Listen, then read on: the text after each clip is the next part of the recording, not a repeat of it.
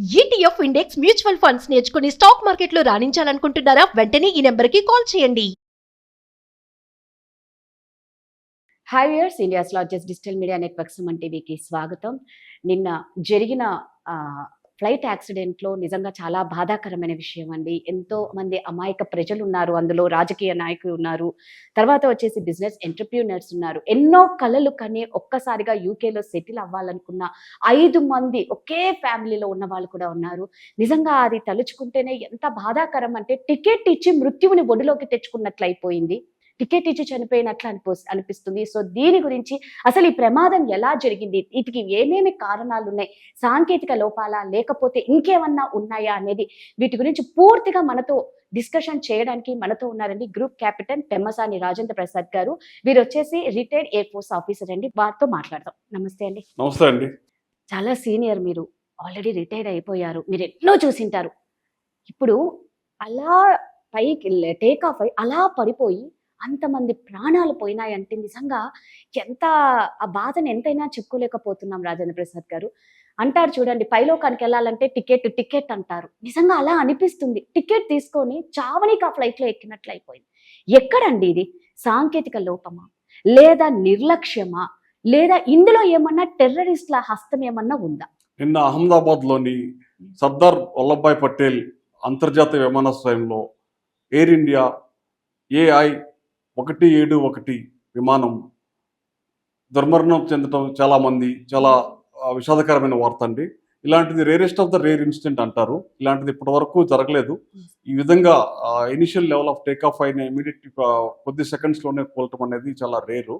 దానికి చాలా కారణాలు ఉంటాయండి. ఇప్పుడు మీరు చూస్తే మనకి ఎయిర్ క్రాఫ్ట్స్ ఇప్పటి వరకే జరిగిన యాక్సిడెంట్స్లో అతి ప్రమాదకరమైంది 1996లో చర్కీ దాద్రి అనే ప్లేస్లో ఢిల్లీ దగ్గరలో మిడ్-ఎయిర్ కొలిజన్స్ అనమాట. Saudi Arabia Kazakhstan 2 aircrafts మిడ్-ఎయిర్లో కొలైడ్ ఎక్కువ మంది చనిపోయారు. చాలా మంది, ఒక 390 మంది దాకా చనిపోయారు. అదొకటి 96లో మనకి జరిగింది. మీరు ఇంకొంచెం ముందుకెళ్తే 1985 కరెక్ట్గా 40 సంవత్సరాలు ఇదే జూన్ నెలలో, జూన్ 23వ తారీఖున అట్లాంటిక్ మహాసముద్రంలో మన ఇండియన్ ఎయిర్లైన్స్ ఎయిర్ ఇండియాకి సంబంధించినటువంటి AI 747 type of air craft అది అట్లాంటిక్ సముద్రంలో కుప్పకూలిపోవడంతో 329 మంది ప్రయాణికులు సముద్ర గర్భంలో కలిసిపోయారు. దానికి కారణం అప్పుడు బబ్బర్ కల్సా అనే సిక్కు టెర్రరిస్టు తీవ్రవాదులు దాన్ని సముద్రం మధ్యలో ఐర్లాండ్కి 190 కిలోమీటర్ల దూరంలో పేల్చేశారండి. ఆ తర్వాత ఈ 2 ఇన్సిడెంట్స్ తర్వాత కనిష్క ప్రమాదం 85, తర్వాత చర్కీ దాద్రిలో జరిగిన మిడ్-ఎయిర్ కొలిజన్ 1996, ఈ 2 తర్వాత అంతటి విషాదకరమైన ప్రమాదం ఇది మన నిన్న అహ్మదాబాద్లో జరిగిన ఇన్సిడెంట్ అండి. ఈ డ్రీమ్ లైనర్ విమానాలు ప్రపంచంలో ఇప్పటి వరకు బోయింగ్ అనే సంస్థ తయారు చేస్తుంది. ఇది ఇప్పటి వరకు 1150 విమానాలు తయారు చేసింది. మన ఇండియన్ ఎయిర్ ఇండియా దగ్గర ప్రస్తుతం 34 ఎయిర్ క్రాఫ్ట్స్ పనిచేస్తున్నాయి. చాలా మంచివి అండి. వీటికి ఇంజన్స్ కూడా మీకు రోల్స్ రాయిస్ కంపెనీ తయారు చేస్తుంది. కొన్ని ఇంజన్స్ ని జనరల్ ఎలక్ట్రిక్ US తయారు చేస్తుంది. ఈ విమానంలో ప్రత్యేకతలు ఏంటంటే, రెడెండెన్సీ ఇంజన్స్లో అయితే 2 ఉంటాయండి. ఒకటి పాడైపోయినా ఇంకోటి టేక్ ఓవర్ చేసుకుంటుంది.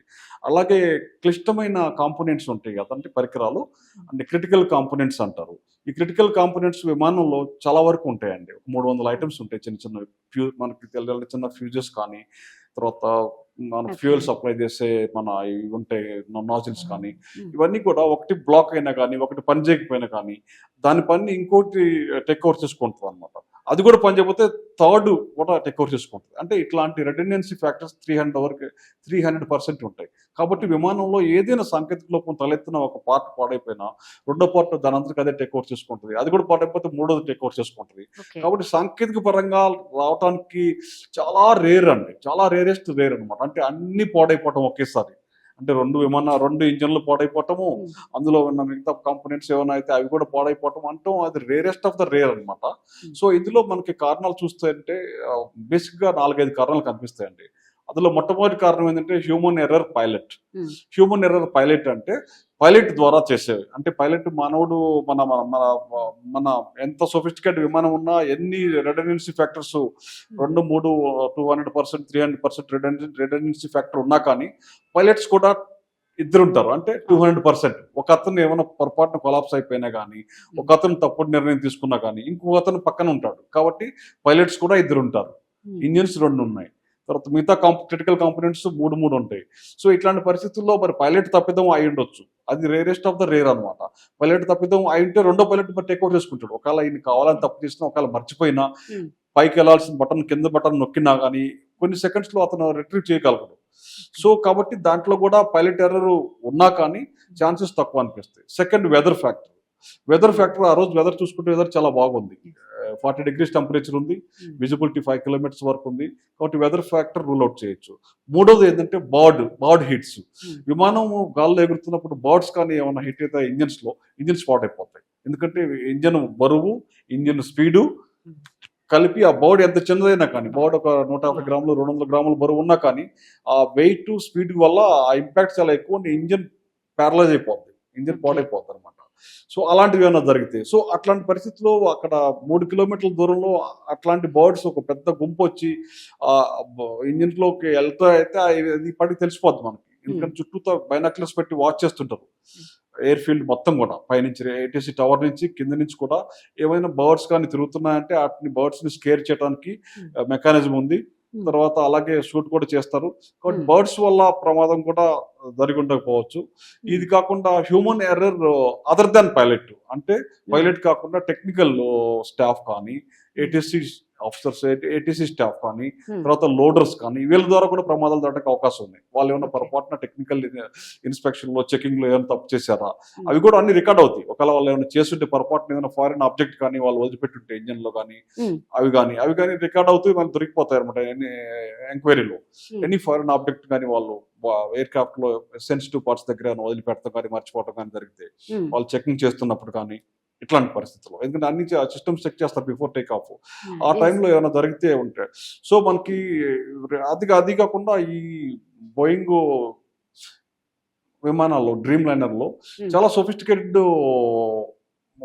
మెకానిజం ఉంటుందండి. పైలట్ కి కంప్లీట్ గా ఆటోమేటెడ్ అనమాట. ఏ మాత్రం ఎక్కడ వాళ్ళు ఏదైనా లోపం జరిగినా కానీ అతని స్క్రీన్ మీద కనిపెడతారు అనమాట. హెడ్ అప్ డిస్ప్లే అంటారు.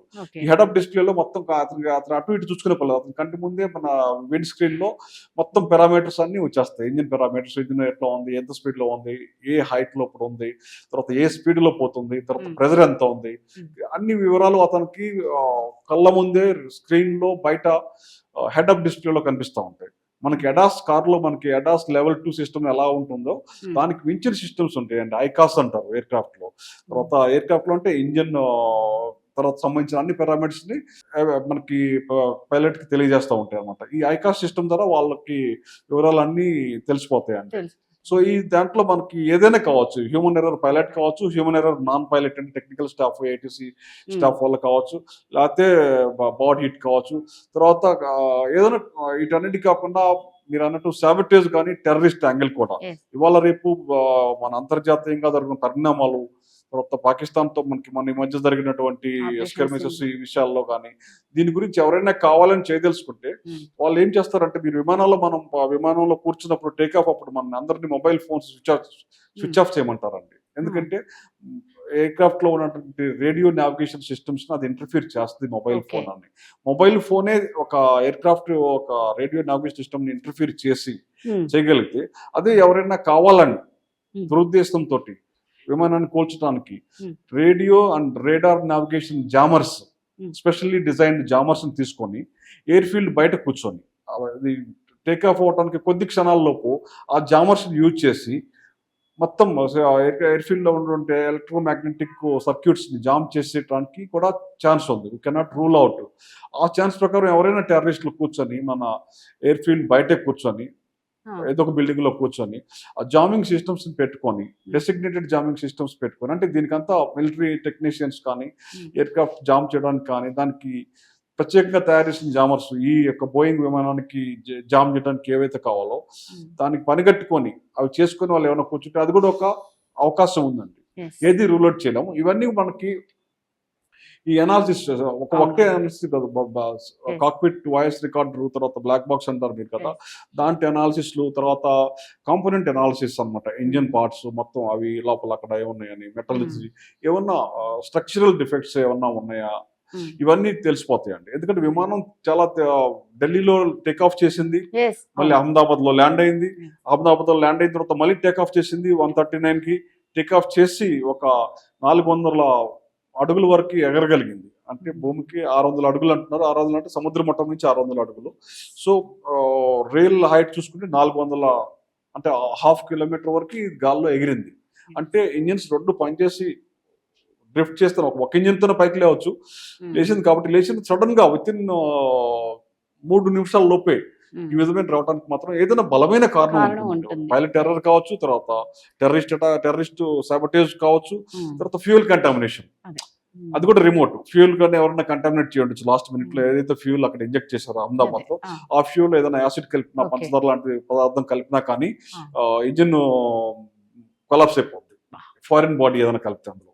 ఇంకా అంటే ఇంకా ఏంటి అన్నది మాత్రం ఇంకా ఒక క్లారిటీ రాలేదు. 1,00,000 అనుమానాలు, ఇంతమంది అమాయక ప్రజలు బలి అయిపోయినారన్న బాధ నిజంగా చాలా ఉంది. చాలా చక్కగా చెప్పారండి. Thank you. చాలా బాగుంది. థ్యాంక్ యూ అండి.